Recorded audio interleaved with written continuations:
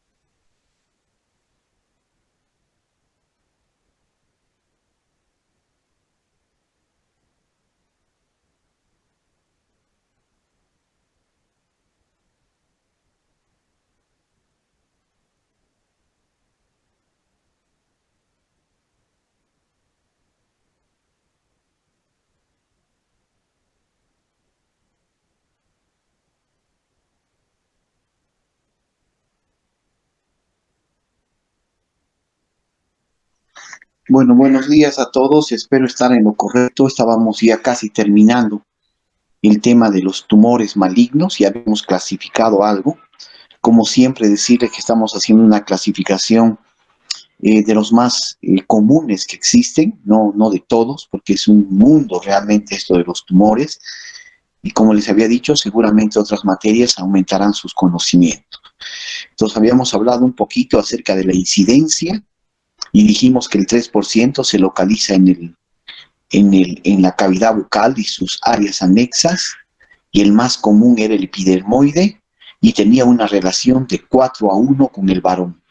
Y generalmente se presenta el 90% en personas adultas. Como factores de riesgo, habíamos dicho, el consumo excesivo seguramente de tabaco y también de alcohol. Otro de los factores puede ser alguna prótesis mal adaptada que corte, que lastime al paciente. El odontólogo está para eso, para evaluar que ninguna prótesis esté lastimando o lacerando. Nosotros tenemos que ver que existen prótesis que son dento-muco-soportadas, ¿no ve? Esas que tienen que ser soportadas por los dientes y por la mucosa.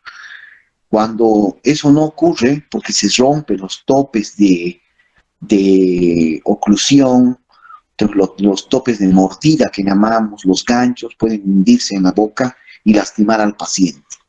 También el virus del papiloma humano, sus grandes cantidades de variabilidades que existen. La exposición al sol, especialmente del labio inferior, la edad adulta y el estado de déficit nutricional. Esos son los factores que pueden desencadenar la presencia de un cáncer que generalmente puede ser muy nocivo a nivel de la cavidad bucal, porque existen elementos muy importantes que no son muy fáciles de poder reemplazar. Muy bien, entonces cualquier riesgo de llagas, dolor en la boca, bultos, engrosamientos, áreas blancas, rojas, persistentes, se debe tomar muy en cuenta. Si existe dificultad al tragar, al masticar, dificultad o al mover la lengua, entumecimiento, hinchazones, aflojamiento de dientes, ¿no ve? O tal vez alguna masa que haya aparecido en la cavidad bucal, la pérdida de peso y el mal aliento puede ser causante de un precáncer o la presencia de un cáncer bucal. Muy bien, entonces hay que estar siempre revisando y estamos constantemente, ¿no? Porque colocamos algodones, revisamos el fondo de surco, revisamos la lengua. Es constante lo que el odontólogo puede revisar. Entonces, no solamente nos abocaremos a los dientes, aunque es el principal elemento en el cual trabajamos, ¿no? El primer sistema en el cual trabajamos. Muy bien, entonces esto había sido lo más importante que nosotros debemos hacer todo el tiempo con nuestros pacientes. En cuestión de tumores, habíamos clasificado ya en 6 categorías: carcinoma, sarcoma y linfoma, que son los que se pueden presentar en la cavidad bucal y sus anexos. Sabiendo que el glioma, los tumores cerebrales, del aparato neurológico, no, generalmente no se presentan en la boca. Las leucemias, bueno, es a nivel general. Y los teratomas inmaduros, sí, pero no es muy común también en la cavidad bucal. Entonces, no se olviden, cualquier elemento como estos, por ejemplo, que existe en la boca, alguna presencia de algún linfoma, de un sarcoma, perdón, o un linfoma, un aumento de volumen, no podemos ignorarlo. Es muy rápido que se debe actuar, ¿no? Porque aquí, por ejemplo, seguramente van a quitar la mitad del maxilar. No es cualquier cosa realmente, entonces hay que tener mucho cuidado, mucho cuidado. Hemos hablado de los estadios, ¿no ve? Nosotros clasificamos T, N y M. Esos son los estadios que manejamos. Y habíamos hablado de los tumores primarios y las diferentes clasificaciones que existen, especialmente en cuanto al tamaño. Desde un carcinoma in situ. El carcinoma in situ es cuando el tumor o el cáncer todavía no ha pasado la capa basal, ¿no ve? La capa basal no ha entrado al tejido conectivo. Entonces, se lo puede retirar, se puede tratar seguramente el problema. Pero ya cuando es muy grande y especialmente cuando ya existe metástasis, ya es muy difícil tratar localmente, necesita radioterapia, quimioterapia al paciente, que es bastante desgastante para el paciente, ¿no ve? En su salud. Entonces habíamos clasificado de esta manera los estadios. Entonces, cuando ya existe un estadio, una cualquier categoría con metástasis, ya es un problema muy grande para la salud del paciente. Entonces, por ese motivo, el odontólogo no tiene que descuidarse en los diagnósticos, dijimos, ¿no ve? El más común de los cánceres se produce en el epitelio, en todos los órganos que están cubiertos por epitelio, en ese lugar se puede presentar. Porque no solamente la boca presenta un epitelio, todos los elementos componen un epitelio. Entonces, fíjense, a nivel de la boca, el carcinoma epidermoide siendo el más común. El carcinoma verrugoso, este carcinoma, ¿no? ¿Qué es lo bueno? Bueno, si tiene de bueno, ¿no? Es que no metastatiza muy rápido. Entonces, rápidamente hay que actuar de todos modos, no dejar que crezca, porque si no hay que sacar, hacer la cirugía con margen de seguridad. Otro de los cánceres también más o menos comunes es el sarcoma, que ataca al tejido conectivo, ¿no ve? Al tejido conectivo del cuerpo. Uno de los más importantes que se presenta en la boca acompaña al VIH-Sida. Se llama el carcinoma o sarcoma, perdón, sarcoma de Kaposi, ¿no? El fibrosarcoma, el liposarcoma, el rhabdomiosarcoma. Todos estos pueden ser tumores que se pueden presentar a nivel de la cavidad bucal. Muy bien, tenemos otros, los linfomas, que también son posibles que se presente a nivel de la cavidad bucal, pero no es con mucha incidencia. El tratamiento de estos tumores generalmente es una recesión del tumor, la glosoctomía, quitar parte de la lengua, no sé, resección total o parcial de la mandíbula, imagínense eso. Es complicadísimo para el paciente, ¿no? La maxilectomía parcial o total, muy complicado también, y el vaciamiento de los ganglios que se han diseminado, ¿no? Los ganglios del cuello. Seguramente eso va a manejar bastante bien el cirujano. Uno de los tumores que debemos tener mucho cuidado son los melanomas. Esos también son muy agresivos en la cavidad bucal. Es por eso cualquier lunar, cualquier mancha melánica dentro de la boca, en la lengua, del paladar, pueden llegar a malignizarse. En muchas ocasiones se los recomienda la extracción, pero de todos modos que el diagnóstico lo haga un maxilofacial o un patólogo bucal bien capacitado, ¿ve? Muy bien, entonces lo que podemos decir en cuanto a los tumores. Aparte de todos estos tumores, existen unos que se llaman de origen odontogénico, creo que ya lo hablamos con ustedes un poco. Los de origen odontogénico tienen que tener un tejido derivado del diente. Tenemos los ameloblastomas que pueden ser benignos y también malignos. Estos son muy graves porque va a destruir el hueso y van a tener que hacer una cirugía con un gran margen de seguridad. El cementoma, el fibroma cementificante, mixoma odontológico, dentinoma y uno de los comunes, pero de todos estos que son benignos, son los odontomas, tanto compuestos como complejos. Cuando llamamos compuestos, están compuestos por varios dientecitos, dijimos, ¿no? Y que no es tan complicado retirarlos. Pero cuando son complejos es solamente una sola masa. Ese te cuesta realmente mucho poder retirarlo, muy duro. Entonces hay que tener mucho cuidado con este tipo de tumores que pueden llegar a destruir hueso o impedir la erupción de algún diente, ¿no? Retener algún diente, impedir movimientos ortodónticos, todo esto. Muy bien, tenemos un grupo de cánceres que se presentan de origen odontogénico, como son los ameloblastomas malignos, el carcinoma primitivo intraóseo, variantes de malignidad de los tumores odontogénicos epiteliales, sarcomas odontogénicos, fibrosarcoma, ameloblástico, fibrodentinoma, fibrodontoma, sarcoma ameloblástico y el carcinoma sarcoma odontogénico. Entonces, todos estos son los cánceres que se pueden formar con la presencia de algún elemento que formó el diente. Histológicamente sabemos que existen muchos elementos que pueden quedar indiferenciados, como por ejemplo el epitelio reducido del esmalte, ¿no ve? Que forma el diente. Otro, tal vez los restos de Serres. esos pueden comenzar a formar estos carcinomas, ¿no ve? Muy bien, entonces la mayoría de las veces, pero es benigno, ¿no? Eso es lo de bueno, es benigno. No se olviden, hemos hablado del famoso mucosele, que generalmente es el taponamiento por la presencia de alguna mucosidad de la saliva, que puede provocar la ránula, que es en la glándula sublingual, o también la extravasación o el crecimiento de una glándula accesoria, que este es común porque se presenta por procesos reactivos. ¿Qué quiere decir reactivos? Que el paciente está realizando tal vez mordiéndose algo en los labios, ¿no ve? Cianolitiasis, cálculos a nivel de la saliva también. Puede ser que la saliva tenga cálculos, a eso se llama cianolito, evitando la salida de saliva y aumentando el tamaño de las glándulas salivales.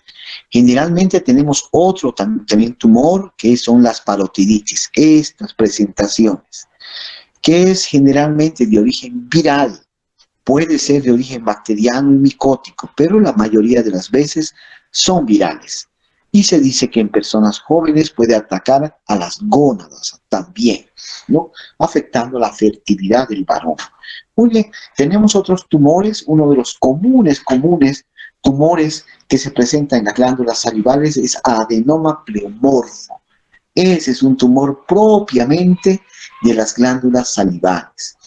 Muy bien, este tumorcito también es muy interesante, es mucosele, pero es un mucosele que contiene sangre. Entonces también es otro de los problemas. Perdón, rándulas. Estas rándulas generalmente, estas rándulas, no son muy agresivas, pero pueden llegar a evitar o tapar las vías respiratorias altas, provocándole problemas al tumor y arriesgando su vida del paciente, ¿no? Eso tenemos que tomar en cuenta. Quistes. Dos tipos de quistes, verdaderos y falsos. Los verdaderos son aquellos que tienen pared, revestimiento y luz con contenido. Este es el quiste verdadero. Pero existen un grupo de quistes que se llaman pseudoquistes o quistes falsos, que generalmente vienen por un traumatismo. Existen los aneurismáticos, los traumáticos, y que se alojan en el hueso, conteniendo simplemente un espacio vacío de aire. Los quistes verdaderos se dividen en dos, unos de origen odontogénico y otros de origen no odontogénico, y que se llaman del desarrollo. ¿Cuál es la clasificación de los quistes? Esta es la clasificación de los quistes. Fíjense, quistes odontogénicos, perdón, hace rato dije del desarrollo es odontogénico también. Los quistes de origen odontogénico, de origen inflamatorio. Radicular residual, que los conocemos, que es el más común, que se presenta en la cavidad bucal. Tenemos los quistes del desarrollo, quiste folicular, primordial y paradental. Esos son los quistes. Quistes de origen no odontogénico son aquellos que se forman cuando se están uniendo los diferentes elementos que forman el paladar, el labio inferior, los rebordes alveolares. Ustedes saben que este es el hueso incisivo, ¿no ve? Estos son los huesos palatinos. En ese momento que se está uniendo, algún elemento puede quedar así, vacío, ¿no ve? Y forman los quistes nasolabial, nasoalveolar, glóbulo maxilar, nasopalatino. Entonces, todos estos quistes se pueden formar en el momento que se está cerrando los huesos. Eso lo hablamos, ya les dijimos. También existe este quiste mandibular medio. ¿Dónde se presenta el quiste mandibular? En la unión de las dos esbozos de la mandíbula, tanto del lado derecho y izquierdo. Poco frecuente. Los pseudoquistes, cavidad estafne, cavidad ósea traumática y quiste aneurismático. Estos son los quistes que se presentan como falsos. Generalmente, como ya dijimos en otras oportunidades, estos quistes desaparecen con la edad. Se presentan en personas jóvenes, pero con la edad llegan a desaparecer sin necesidad de recibir ningún tipo de tratamiento. Pero los cirujanos tratan este tipo de quiste mediante llegar a la cavidad vacía y estimular el sangrado de las paredes de estos quistes vacíos. Simplemente estimular el sangrado de las paredes hace de que se forme un nuevo hueso y desaparezca ese espacio vacío de aire. Muy bien, entonces ya sabemos la clasificación de los quistes, que también son tumores y tumefacciones porque aumentan el volumen de la zona donde están ubicados. Muy bien, entonces ya tenemos aquí, por ejemplo, quiste gingival, quiste de erupción, quiste lateral, quiste residual, quiste periapical y quiste dentígeno folicular, eso que llamamos, ¿no ve? Eso, entonces ellos vienen recubiertos todo lo que es la corona del diente. Tenemos los apicales, estos que hay que tener cuidado, algunas veces puede ser un granuloma, ¿no ve? ¿Qué es el granuloma? Un elemento antes del quiste, el granuloma. Se presenta generalmente por gangrena pulpar, por necrosis pulpar. Entonces, este diente ya no está vivo, ¿no? Eso ya sabemos. Tenemos que realizar el tratamiento de canales completo, ¿no ve? Completo, muy bien. Tenemos estos, quistes del conducto nasopalatino, y este, que rara vez se presenta, nasolabial, y de erupción. Muchas veces he atendido quistes de erupción. Es un quiste muy fácil de solucionar porque simplemente hay que vaciarlo, en otras palabras, ¿no? Agarrar un bisturí, cortar alrededor y curar, no hay necesidad de hacer puntos, nada. Simplemente le quitamos todo eso, lo que está evitando que erupcione, y la pieza va a erupcionar sin ningún problema. Eso se llama quiste de erupción. Y se presenta mucho porque muchas personas pierden los dientes antes de su momento ideal de exfoliación natural, ¿no ve eso? Algunos niños que pierdan por caries y todo eso, ¿no? Muy bien. Tenemos otros quistes que se ubican en el cuello, quiste del conducto tirogloso, quistes dermoides o queratoquistes, ¿se acuerdan? Que tienen en su composición las capas germinativas ectodérmicas, generalmente ectodermo, ¿no? Es el que se va a formar, la tercera capa, y eso van a contener uñas, pelos, dientes, dijimos, ¿no? Ya hablamos de esto. Glándulas sudoríparas o sebáceas que se pueden ubicar a nivel del cuello. Entonces, no todo lo que encontremos en tumor tampoco va a ser un ganglio infartado, puede ser otra cosa, ¿no ve? Los pseudoquistes, como ya dijimos, simplemente hay que estimular que nuevamente erupcione. Y el sangrado hará que se recupere bastante bien, porque a veces pueden llegar a desarrollar una zona muy débil de la mandíbula, ¿no ve? Puede fracturarse ahí en un golpe, un traumatismo. Muy bien, entonces ya sabemos qué son las pseudoquistes. El tratamiento indicado para este tipo de lesiones, generalmente los quistes periapicales, nosotros lo llamamos apicectomía.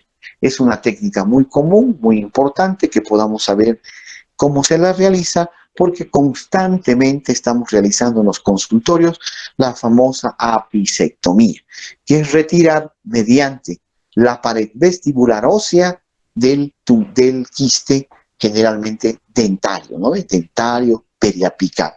Entonces, es de esta manera que se realiza la apicectomía. No es nada complicado, es bastante fácil. Sería bueno que un poquito ustedes la investiguen y la sepan hacer. No, no es nada complejo, y de esa manera, en vez de estar haciendo un tratamiento de conducto que nunca termina, porque sigue habiendo el proceso infeccioso, ya queremos tapar y hay infección. Ya queremos tapar el conducto y hay infección. Seguramente ustedes ya saben también cuál es la forma, la técnica de llenado del conducto mediante la obturación del conducto. Si la infección está ubicada aquí, a veces no podemos hacer nada.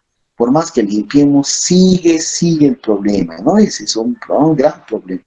Entonces, en muchos casos ya ni modo, pues vamos a hacer nomás la apicectomía, y con eso realmente es una excelente solución del problema. Se realiza mucho en los 4 incisivos superiores, mucho realmente. En molares no se puede, es más difícil. Seguramente debe haber técnicas, pero generalmente en los anteriores, ¿no? Muy bien. Ustedes me pueden decir, pero doctor, con antibióticos puede perderse este proceso infeccioso. Hay situaciones ni con antibióticos, ¿no? Lo podemos bajar, digamos, de que la quede pequeñito, pero dentro de un tiempo vuelve a generar. Es por eso que existe a veces fracasos de los tratamientos de conducto. ¿Cuántos pacientes no vienen diciendo, doctor, me han hecho conducto, pero quiero morder y me duele? No me duele al frío, no me duele al caliente, pero sí me duele al morder. Lo siento que me molesta. No tiene fuerza el diente.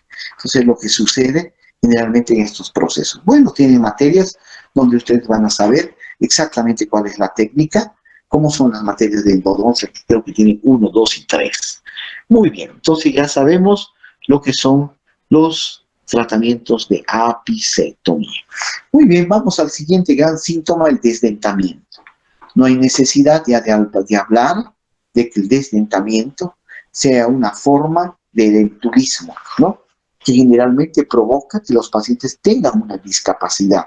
Si no tienen dientes, tiene una discapacidad, ¿no? Los dientes juegan un papel muy importante, tampoco voy a redundar, masticatoria, fonética, estética y otras importantes.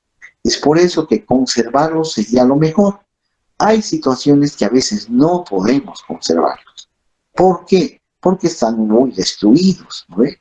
El paciente se ha descuidado mucho, nos traen raíces. Y a veces nos dicen, doctor, haga encima de esto un tratamiento y no se puede, fracasamos. ¿No ven? Entonces ya saben ustedes esta situación. No solamente tenemos que decir que el desdentamiento debe ser total, basta que sea parcial y te trae problemas. Te trae problemas. Aparte de quitar sarro, de apiñar los dientes, de inclinarse los dientes, de exponerse la furca, todo un problema, ¿no? Por un diente extraído. Entonces no es así nomás. Muy bien, sabemos que el hueso que más se pierde, el hueso que más pierde cantidad, espesor y altura es el maxilar inferior. Y generalmente es 4 veces mayor que el maxilar superior. Y es un hueso en forma de ranura, o sea, colocar una prótesis aquí no es un reto. Realmente he tenido casos muy difíciles de superar y cuando tengo que colocar las placas totales, ¿no? En estos pacientitos que me vienen sin rebordes, es grave, grave, grave. Ni se ve a veces el reborde, ni se ve. Entonces tenemos que buscar una alternativa. Como ustedes saben, no todo el mundo puede pagar un implante, ¿no? No todo el mundo es candidato para un implante. Además, aquí yo no le voy a colocar un implante, voy a dañar el elemento importante que es el nervio dental inferior.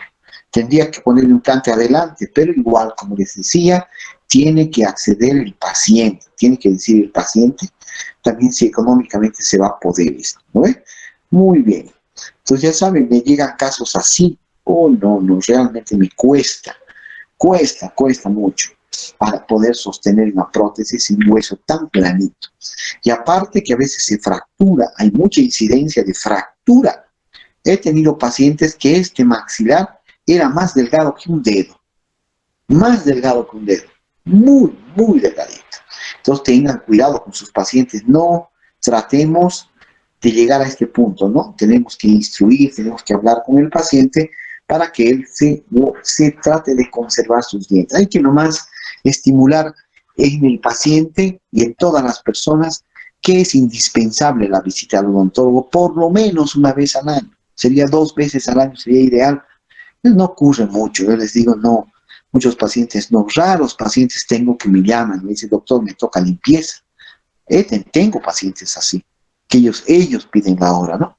No tienen nada, pero quieren una limpieza, revisamos, entonces podemos hacer un diagnóstico precoz de alguna lesión, ¿no ve? Muy bien, entonces no se preocupen, no nos descuidemos, porque ambos maxilares se pierden en el primer año bastante altura, ¿no ve? Muy bien, entonces según la edad va cambiando la fase del paciente. Cuando el paciente pierde sus dientes, va comenzando a cambiar su distancia, su altura facial, se arruga la cara y al final de cuentas llega a perder el soporte facial, que son los dientes. ¿No ve? Y inmediatamente la mandíbula se va a ir adelante también. Entonces, fíjense los grandes inconvenientes que va a producir la ausencia de dientes. Muy bien, nosotros tenemos en el mercado, nosotros tenemos como alternativas, no en el mercado, perdón, como alternativas de tratamiento, una infinidad de placas dentales, de rehabilitaciones, pudiendo ser fijas, pudiendo ser removibles. Generalmente para pacientes desdentados totales, utilizamos mucho las placas removibles, ¿no? Son las más comunes que se están utilizando, que son estas. Hay muchas personas que se hacen hacer. Son placas muy buenas, Estas realmente pueden ser bastante bien adheridas, bastante tener una buena retención en la boca. Pero como les dije, va a depender precisamente de la altura del reborde. Si el reborde se ha perdido, es para nosotros un inconveniente. Hay que guiar al paciente. Hay que también tener cuidado con estas personas que utilizan sus prótesis por muchos años, ¿no? Ya están moviendo, pero siguen utilizando. Ese movimiento que produce la prótesis absorbe bastante el cemento, ¿eh? Absorbe bastante el peso. Muy bien, entonces tenemos una infinidad, pueden ser convencionales, pueden ser flexibles también que hemos hablado, ¿no? ¿Se acuerdan de las prótesis flexibles? Estas prótesis que son de un material parecido a este, pero blando. No se olviden ustedes que este tipo de prótesis, ahora tenemos varias alternativas, varias alternativas. Tenemos, por ejemplo, diferentes colores de base, diferentes formas, colores, tamaños de diente. Hay mucho para poder devolver muy buen trabajo al paciente, muy buen trabajo. Entonces, podemos hacer excelentes prótesis, ¿no ve? Perdón, un minutito, creo que no están escuchando bien. No están. Muy bien. Entonces ya saben que podemos hacer excelentes trabajos protéticos nosotros en este. No, un minutito, algo pasa con mi clase. Vamos. Ya, pero me están escuchando. No me están escuchando. Muy bien. Entonces también tenemos la presencia de algunos tipos de prótesis que pueden ser soportados por implantes. Por ejemplo, esta técnica se utiliza bastante colocar 4 o 2 implantes en el sector anterior del hueso maxilar, porque es la parte que menos se reabsorbe. Se reabsorben los lados, pero no mucho el sector anterior, como pueden ver aquí. Aquí se pueden colocar 2 implantes. Aquí. Y eso va a ayudar bastante para que el paciente pueda sostener su prótesis, ¿no ve? Muy bien. Espero que me estén comprendiendo. Cualquier cosita me avisan, por favor. Muy bien.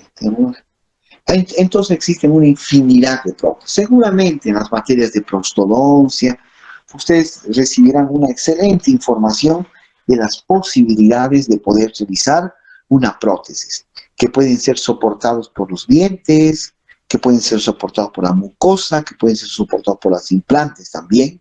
Entonces dependerá mucho del paciente y también su economía, ¿no ve? No, realmente van a ustedes notar que lo más confortable para el paciente es tener una prótesis completa o una prótesis que tenga adhesión, o sea, que sea fija, que no sea removible.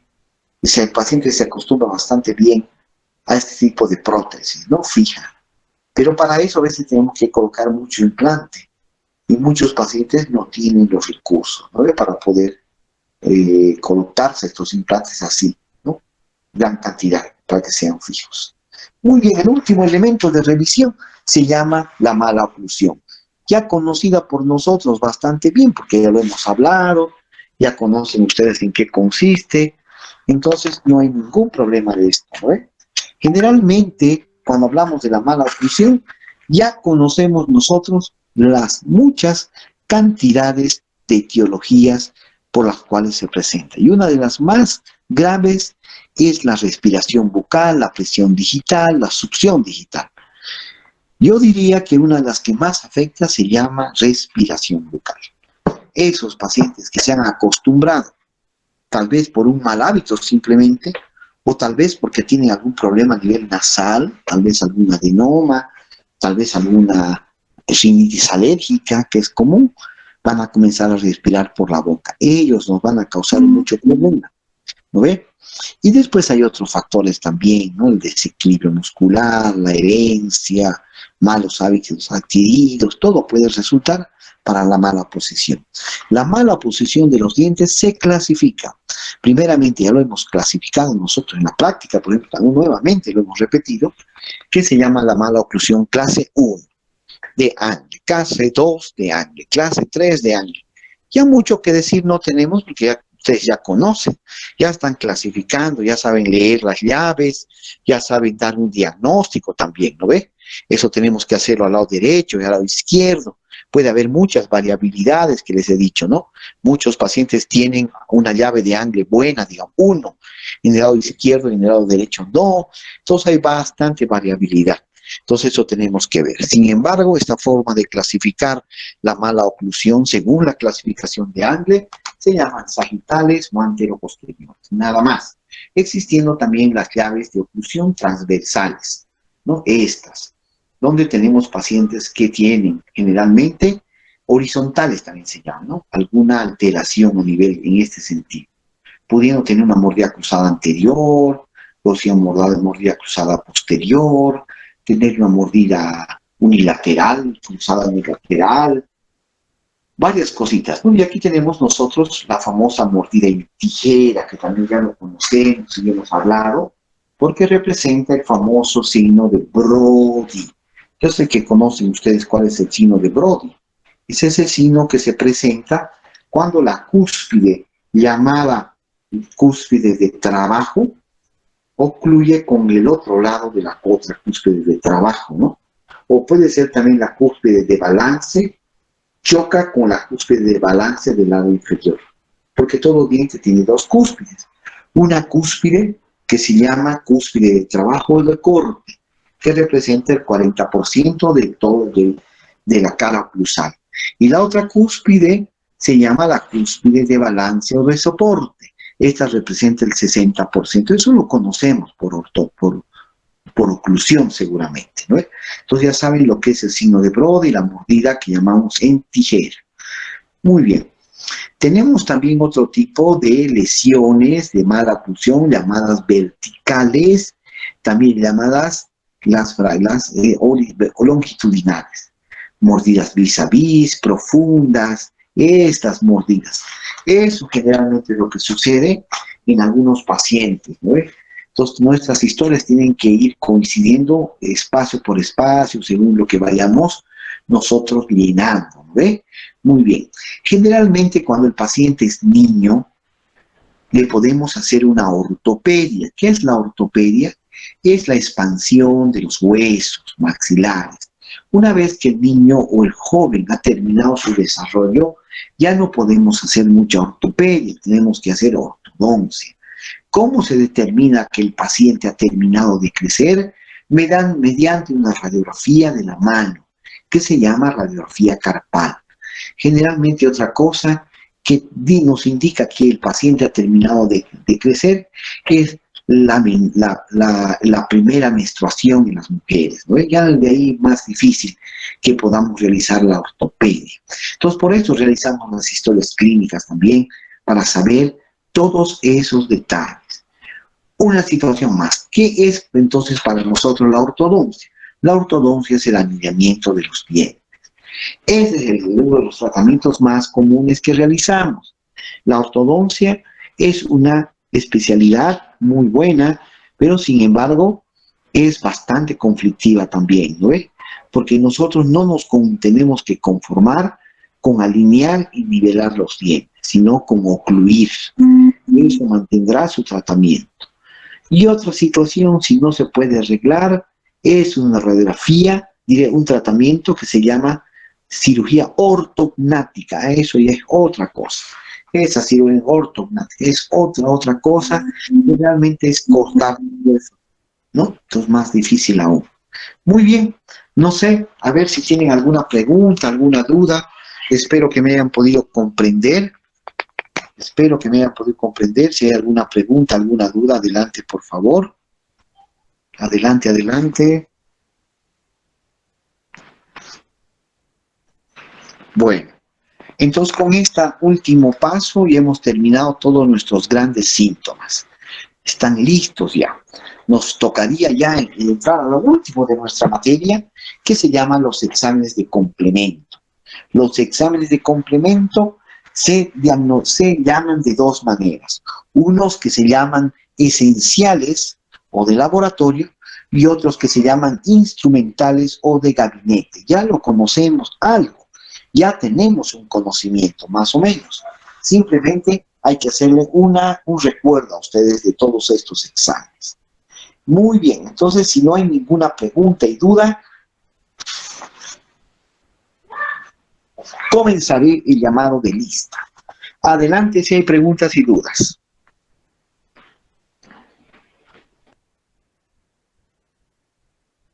Doctor, en el signo de Brody, ¿qué cúspides dijo que chocaban? ¿Entre qué cúspides?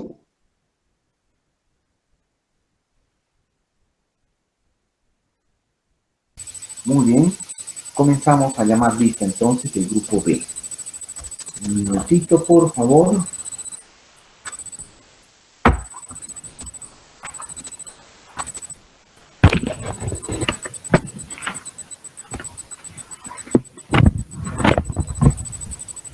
Atención a la lista. Los alumnos del grupo número B.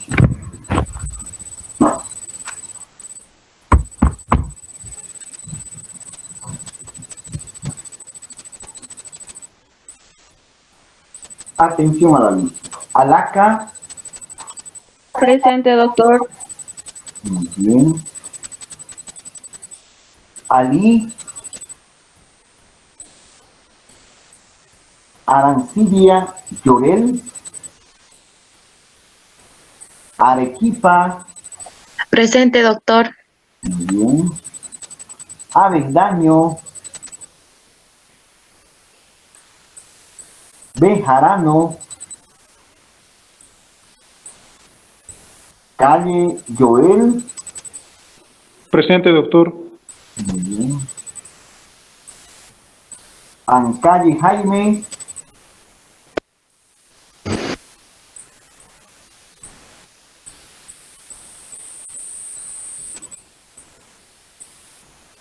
Céspedes Mariana. Chiri. Chirari.